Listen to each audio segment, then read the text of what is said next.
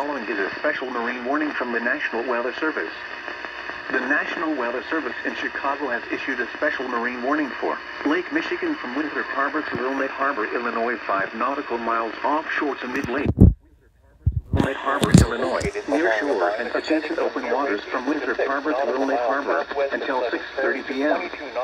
At 4:28 p.m., severe thunderstorms were located along a line extending from near Racine to 6 nautical miles southwest of Pleasant Prairie to 22 nautical miles west of Winthrop Harbor, moving east-southeast 35 knots. Hazard, wind gusts in excess of 50 knots and large hail. Source, radar indicated.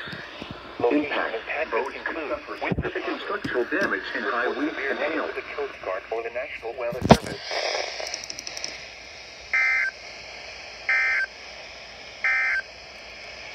The following is a special weather state.